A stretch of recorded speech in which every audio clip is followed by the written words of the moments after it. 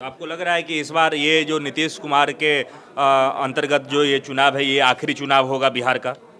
नहीं नहीं, नेता का कोई आखिरी चुनाव होता है क्या? जब तक नीतीश जिंदा हैं, जब तक हम लोग नीतीश कुमार जी को आराम नहीं करने देंगे, उनको इस सत्ता पर बिठा कर रखेंगे हम लोग। लेकिन आपके नेता को लेकर के जितने भी विरोधी दल हैं, चाहे तेजस्वी यादव हो, चाहे प्रशांत किशोर हो, कह रहे हैं कि इस्तीफा दे देना चाहिए खुद से ही, क्योंकि उनसे अब बिहार चल नहीं पाएगा। पहले तो अपना माता पिता से इस्तीफा लेने बहुत ज़्यादा बूढ़ा बूढ़ी हो गए हैं। आप उनके माता पिता के इस्तीफा की बात कर रहे हैं। लालू यादव ने कहा है कि किसी के माई के लाल में इतना दम नहीं है कि तेजस्वी को मुख्यमंत्री बनने से रोक दे। गोली बंदूक चला के उनको बनाना है ना, वो रख ले होंगे। 2005 से पहले वो क्या करते थे? बूथे न लूटते थे। एनडीए जदयू के कार्यकर्ता लालू यादव से डरने वाला नहीं है। क्या सोच लिए हैं लालू यादव? इस बार हम लोग का टारगेट है 2025 और 225। फिर से नीतीश के नारा लेकर हम लोग मैदान में उतरे हैं और जन जन तक यही नारा को पहुंचाना है। सर, सबसे पहले तो स्वागत है आपका। कैसे हैं? बिल्कुल ठीक है। चुनाव बहुत नज़दीक है और ऐसे में तमाम पार्टियां जो हैं वो कमर कस करके चुनावी गलियारों में उतर चुकी है। आप लोग भी तैयारी शुरू कर चुके हैं या फिर अभी समय है? नहीं, तैयारी शुरू करके हम लोगों का तैयारी तो बहुत पहले से चल रहा है। अभी हमारा पूरा एनडीए का सभी पांचों दलों का एनडीए का हर जिला में सम्मेलन चल रहा है। और आज भी हमारा बैठक था, हमारे अनुसूचित जाति प्रकोष्ठ का बैठक था। अभी बैठक खत्म करके आए हैं। तो हमारा तैयारी, हमारे पार्टी का तैयारी एकदम लगातार चल रहा है और बहुत दिनों से हमारा सब दिन तैयारी ही रहता है। ऐसा नहीं है कि तैयारी लड़ने के लिए हम लोग हमेशा तैयार रहे थे। जब भी जरूरत पड़े नेता का बिगुल फुंका जाएगा, हम लोग फील्ड में उतरे हुए हैं। सब लोग अपना अपना जहाँ जिसको बन रहा है, जहाँ घूम रहा है। ठीक है सर, अभी हाल फिलहाल में कांग्रेस कह लीजिए या फिर राजद कह लीजिए, ये दोनों ही पार्टियां जो हैं वो बढ़िया से एक तरीके से कहिए कि अभी से चुनावी मैदान में उतरे हुए हैं। कन्हैया कुमार हैं, वो यात्रा कर रहे हैं लगातार। तो आपको नहीं लग रहा है कि इस बार एनडीए के लिए जो है कुछ ज़्यादा ही मेहनत करने की ज़रूरत है, या फिर एनडीए जो है इस बार पहले की अपेक्षा कहीं ज़्यादा कमज़ोर ना पड़ जाए मैदान में?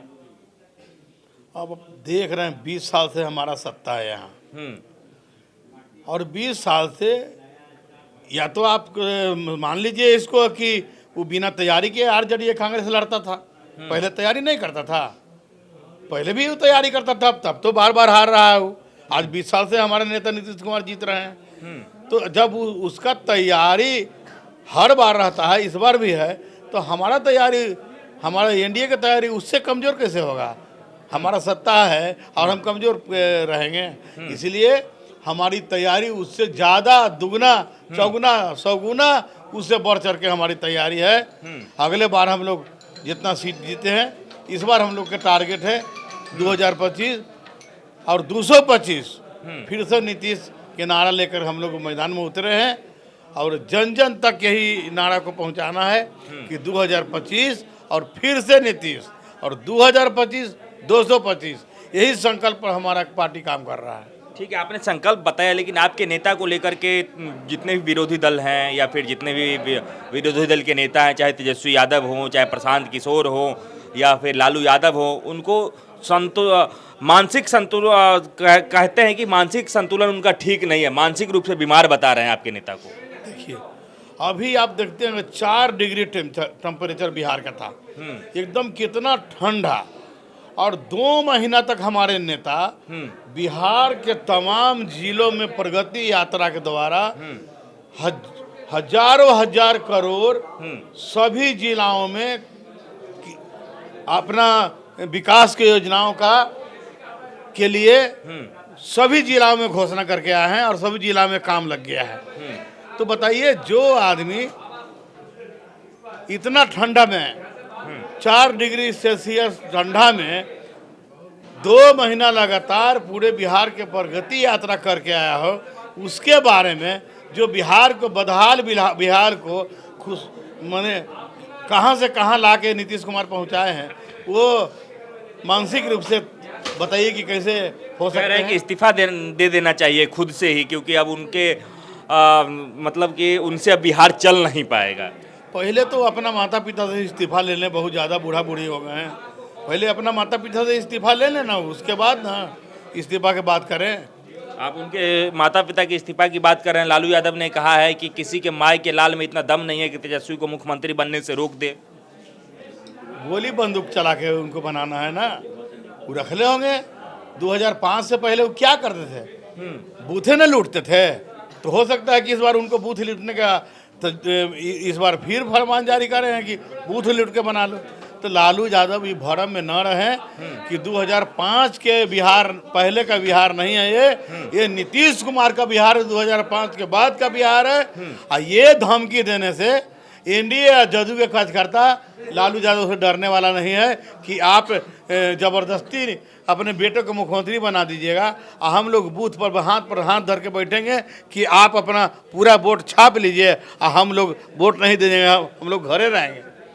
क्या सोच लिए हैं लालू यादव? यही ना। किस प्रकार की तैयारी से आप लोग जो है मतलब कि इस बार के चुनाव में उतरेंगे फिर? हमारा एक ही तैयारी है, जनता को सुशासन चाहिए, जनता को विकास चाहिए। कह रहे हैं कि असली जो है वो जंगल राज अभी चल रहा है, आए दिन बलात्कार लूट हत्या कहीं गोली चल रहा है, वो तो आपके ऊपर ऐसा आरोप लगा रहे हैं।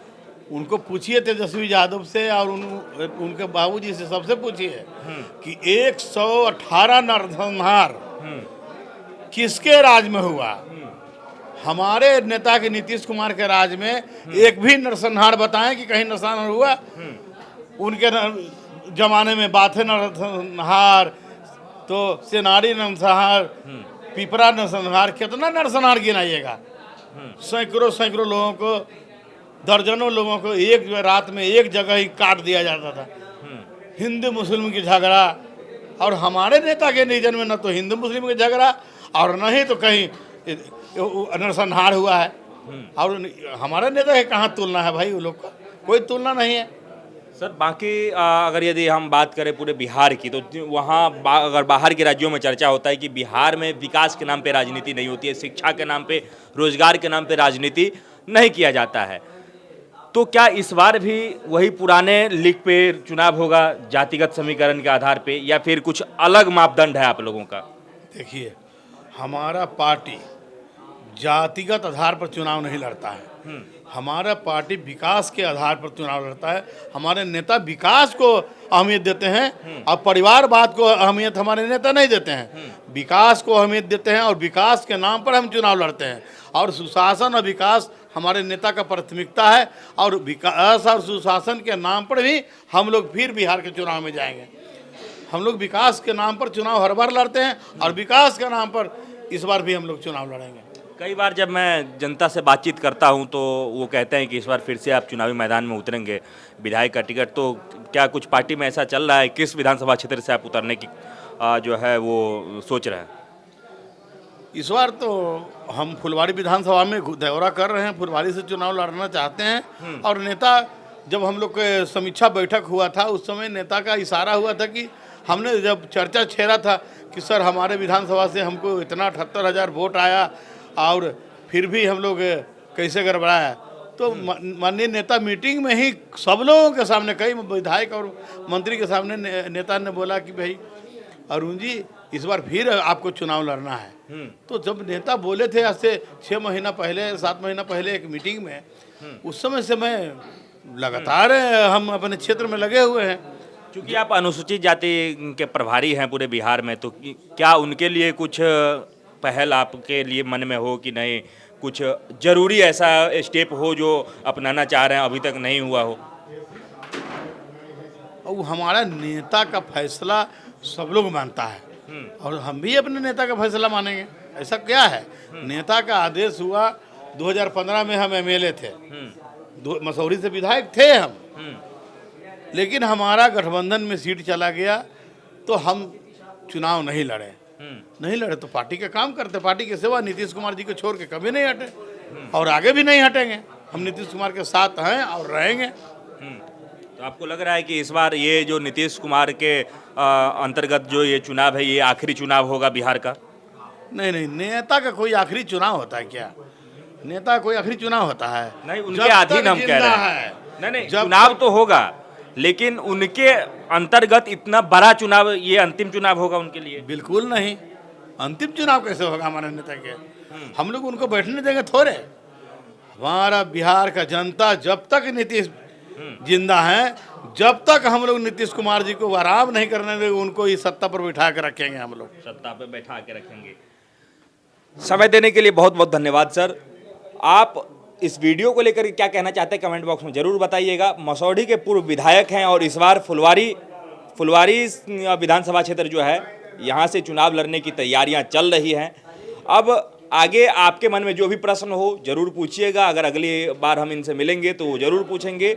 और क्षेत्र में किस प्रकार के मुद्दों पे चुनाव होना चाहिए, इस पे सबसे ज़्यादा जोर दिया जाना चाहिए।